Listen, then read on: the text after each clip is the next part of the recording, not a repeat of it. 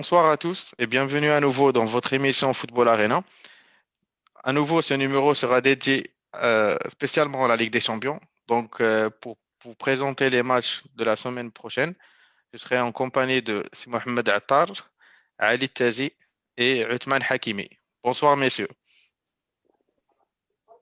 Bonsoir à Bonsoir, tous. Basset. Bonsoir. Bonsoir Mohamed, bonsoir tout le monde. Très bien, sans transition, donc on commence par le premier match, donc l'affiche qui va opposer le Real à l'Atalanta. Le Real a effectif réduit qui a réussi aujourd'hui à décrocher la victoire 1-0 face à Valladolid. L'Atalanta, à son tour, jouera demain son match contre Napoli en championnat. C'est Mohamed Attar. Comment tu vois ce déplacement du Real Madrid? À toi la parole. Bon, c'est vrai que le Real Madrid va mieux. Le Real Madrid qui est déjà privé d'Eden Hazard, de Rodrigo, de Sergio Ramos, d'Eder Militao, Federico Valverde, Marcelo, Odriozola, Karim Benzema, la liste est longue. Le Real Madrid de Zidane qui ne peut pas se compter sur ses joueurs pour affronter l'équipe de Bergame qui est une équipe qui est, on peut dire que c'est une équipe assez dure, que c'est compliqué, surtout après un mois très dur, un mois de janvier très compliqué pour le Real Madrid. C'est vrai que l'équipe a relevé la tête et a conforté sa deuxième place en Liga en dominant Valence la semaine dernière et ce soir, Valladolid. Mais place à la Ligue des Champions désormais avec à venir un déplacement à Bergame. Et le moins que l'on puisse dire, c'est que le Real Madrid va se déplacer chez un adversaire en grande forme. En effet, l'Atalanta n'a perdu qu'un seul match de ses 19 derniers, toutes compétitions confondues, avec une dernière défaite qui date de début décembre face à la Lazio. La formation coachée par Gasperini reste sur une série de 9 victoires, 9 nuls, une seule défaite. Mais c'est vrai que Zidane et ses joueurs sont prévenus, surtout avec cette formation qui est assez réduite. Mais comme on dit toujours, seul le Real Madrid fait perdre le Real Madrid.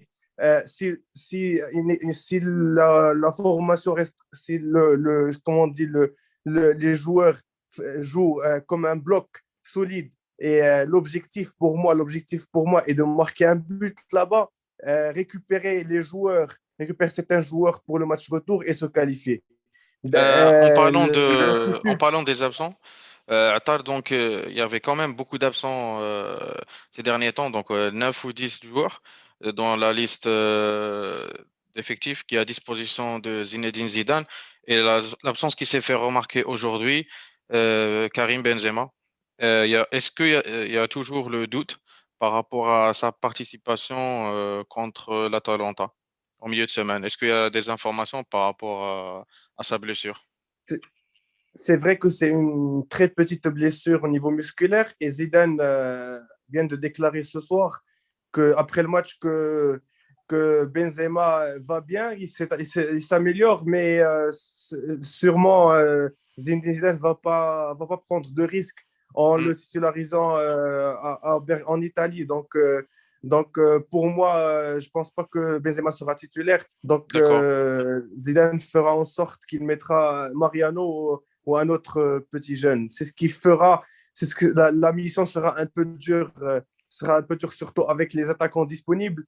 Mais l'objectif, comme j'ai dit, c'est de ne pas prendre une petite branlette comme l'a pris le Barça face au PSG surtout arracher un but parce que, en espérant récupérer quelques joueurs pour la phase retour et se qualifier à Madrid. Très bien. Donc, c'est comment dire, c'est une situation qui n'est pas facile à gérer en ce moment, surtout comme on l'a dit tout à l'heure, à effectif réduit.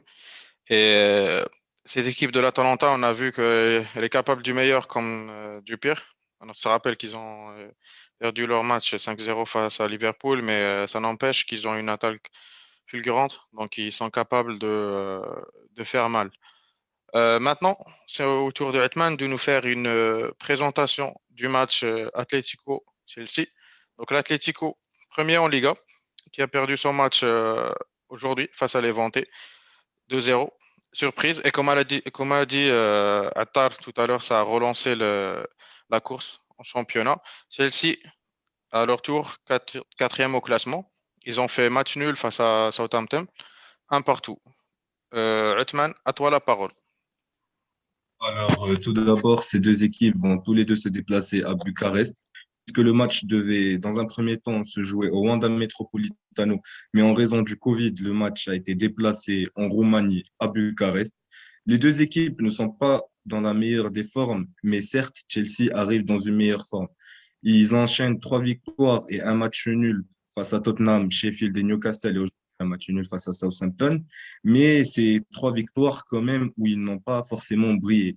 Ils n'arrivent pas à conclure les actions devant le but et ça risque de faire défaut face à une défense très solide de l'Atlético. Ils vont aussi devoir faire avec pas mal d'absents comme Pulisic et Thiago Silva. Et on ne sait pas si Tammy Abraham sera là, car aujourd'hui, il est sorti à la mi-temps avec un bandage à la cheville droite. Du côté de l'Atlético, les absents sont aussi nombreux, car il y a Trippier, Herrera, Carrasco, Versalico.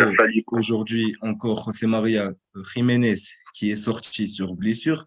Mais on ne sait pas s'ils pourront compter notamment sur Moussa Dembélé qui vient d'être rétabli du Covid et qui était aujourd'hui sur le banc et qui est rentré face à Levante.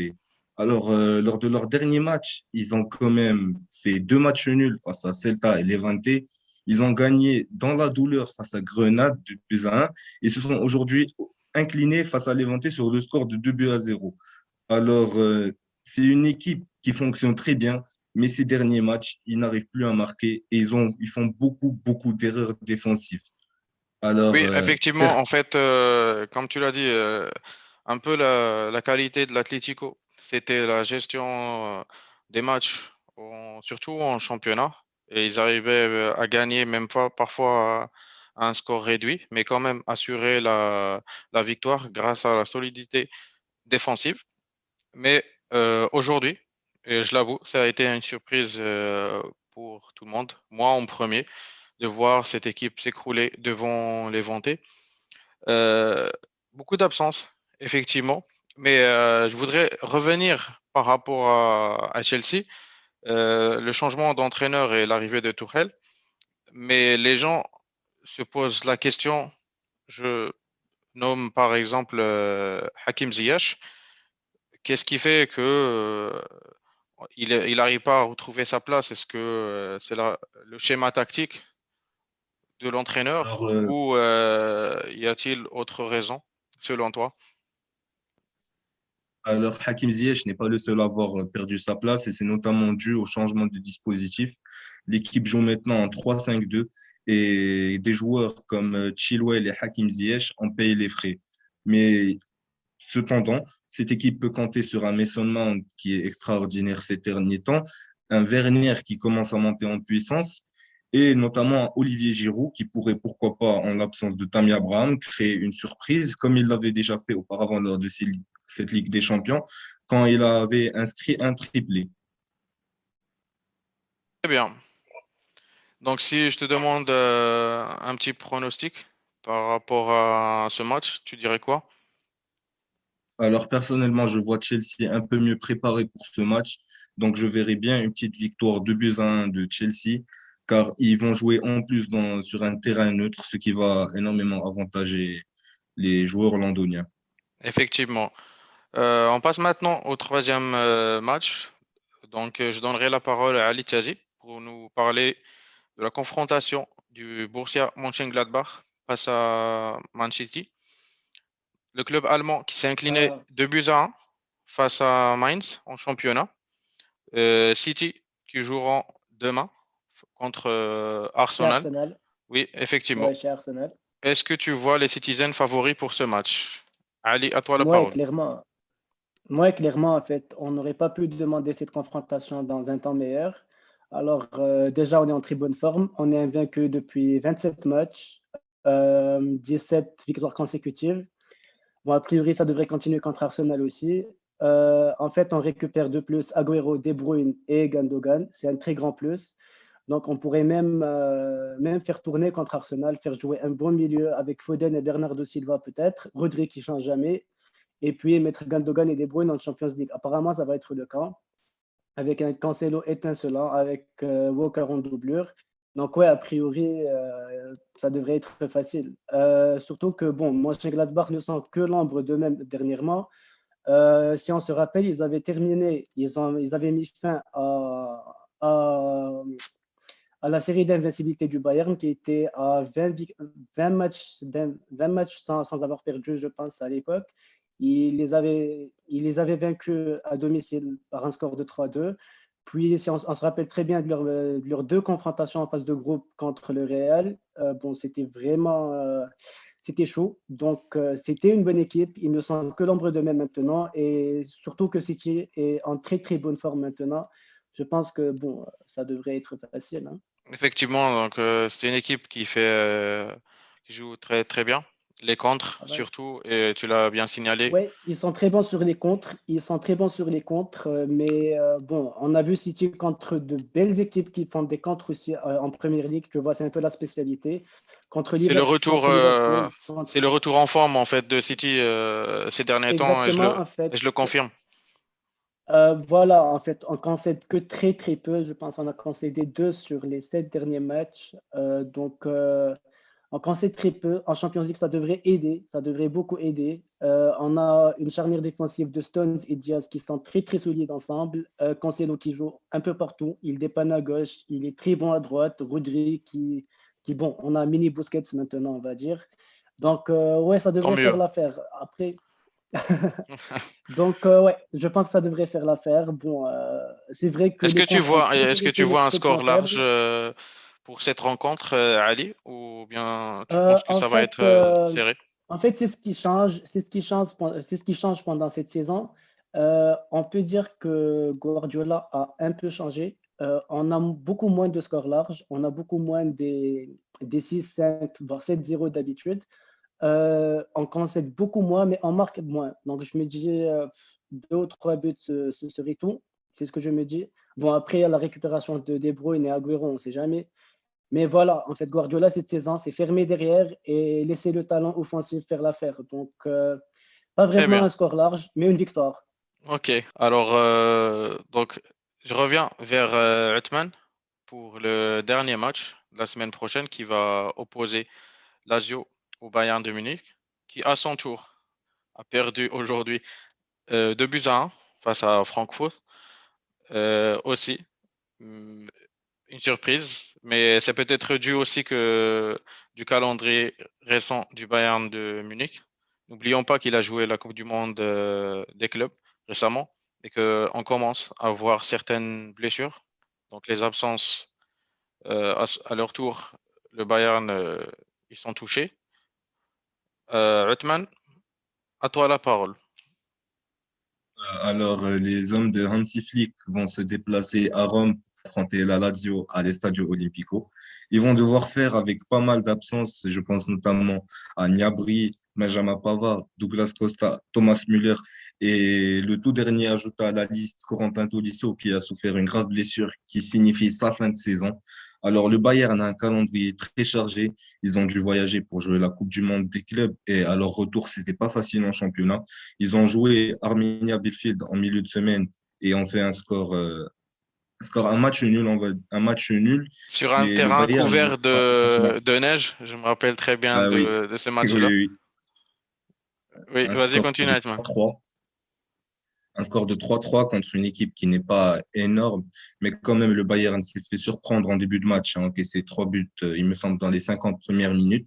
Ils ont très bien réagi plus tard, comme ils le font très souvent cette saison, car c'est pas une surprise de voir le Bayern encaisser en premier le but, encaisser l'ouverture du score lors de cette saison. On l'a vu pas mal de fois, mais les hommes de Hansi Flick ont très, très souvent très bien réagi pour après aller arracher une victoire, et parfois même sur des scores très, très larges. Mais par contre, aujourd'hui, ils ont joué contre l'Eintracht Francfort, qui a sorti un match excellent. Je pense notamment à la performance de Amin Younes, qui était étincelant. Et l'Eintracht Francfort a pris 2 buts d'avance lors de la première mi-temps. Le Bayern Munich, qui avait fait un peu tourner, a réagi, a très très bien réagi en deuxième mi-temps, a réussi à réduire l'écart grâce à Robert Lewandowski, mais n'a malheureusement pas pu s'imposer. De l'autre côté, on a la Lazio qui va devoir faire sans Radu et Luis Felipe. La Lazio qui est en assez bonne forme avec des victoires face à l'Atalanta et Cagliari, une défaite 3-1 face à l'Inter et une victoire aujourd'hui 1-0 face à la Sampdoria. Alors la Lazio Rome joue très très bien ces derniers temps, mais pour moi, ils ne pourront pas aller vaincre le géant munichois qui, grâce à son expérience et à son effectif, va aller s'imposer pour moi.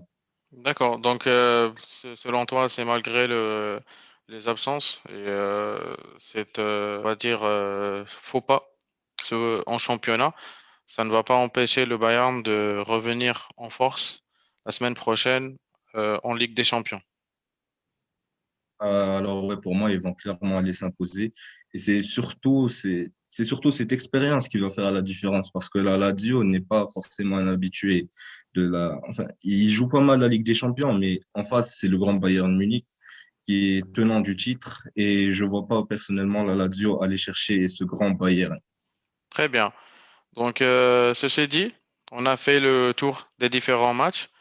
Je vous remercie d'avoir participé à ce numéro et je vous donne rendez-vous prochainement, même heure, même rendez-vous.